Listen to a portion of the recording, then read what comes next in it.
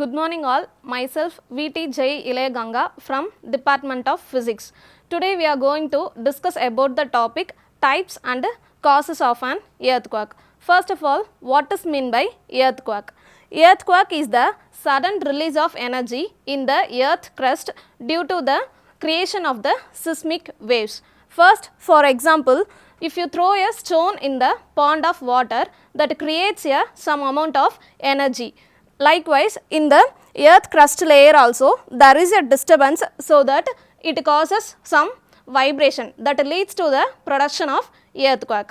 Next, the types of seismic waves or earthquake waves. The types of seismic waves classify into two types. First one is body waves and another one is surface waves. What is meant by body waves means body waves which occurs within the interior surface of the earth crust is known as body waves. Next, what is meant by surface waves, which means the vibration which reaches the earth surface layer is known as surface waves. Next, the body waves classify into two types. One is primary waves and another one is secondary waves. Next, the surface waves classify into two types. The first one is love waves and another one is Rayleigh waves. The characteristics of primary waves are it is faster and the first wave to reach the earth surface, so it is known as primary waves. The primary waves can travel through the three surface mediums, that is solid, liquid and gas materials.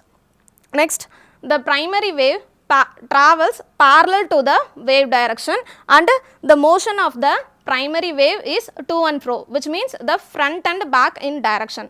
So that this is also known as compression waves. The wave which moves in front and back direction is known as compression waves. Next, the primary wave does not causes more damages when compared to the secondary waves. The secondary waves which arise the surface with some time lag. There is a time difference between the primary wave and secondary wave. So, this is known as secondary wave. Next, the secondary wave travel only through the solid materials. It does not travel through liquid and gas materials. Next, the secondary wave vibrates in the direction perpendicular to the wave direction, which means in the opposite direction to the wave, which means the wave moves in the ups and downs combination. The secondary wave causes more damages when compared to the primary wave. It shakes the building violently and reaches the earth surface. It causes more damages to the earth surface. This is also known as shear waves because it moves the earth ups and downs in motion. Next, love waves. Love waves is the first kind of surface wave. This is named after A.E.H. Love, who is a British mathematician, worked out the mathematical model for the work in year 1911. It moves the ground from side to side and in the same direction that the wave is moving. The love wave is similar to the primary wave. While both types of surface waves are dangerous, love waves causes more damage when compared to the all seismic waves. Next, they usually travel slightly faster than the Rayleigh waves, which means the 10% faster than the Rayleigh waves, which causes more damages to the surface of the earth. Love waves are the most dangerous wave which is compared to the all kind of seismic waves. Next, Rayleigh waves.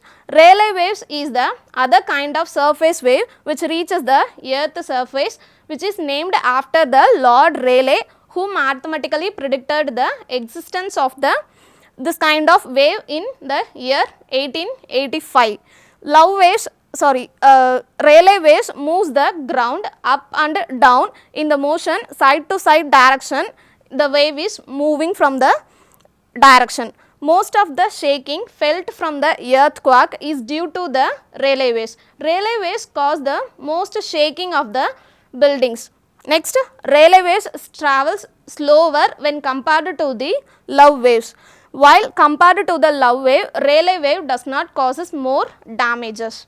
Next, the causes of an earthquake. The three causes of an earthquake are volcanic eruptions, tectonic movements, and the another one is man-made causes. The first one is volcanic eruption. Volcanic eruption, which means the burning of volcanoes inside the earth's surface, which causes the some amount of release of energy. Due to the release of energy in the earth crust layer, the earthquake may occur.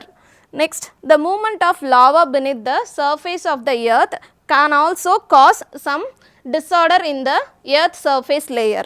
Next, they send some types of shock waves to the earth, which causes more damage. Compared to the volcanic eruption, these earthquakes are mild and their range is also limited, which means the damages are also limited in this volcanic eruptions.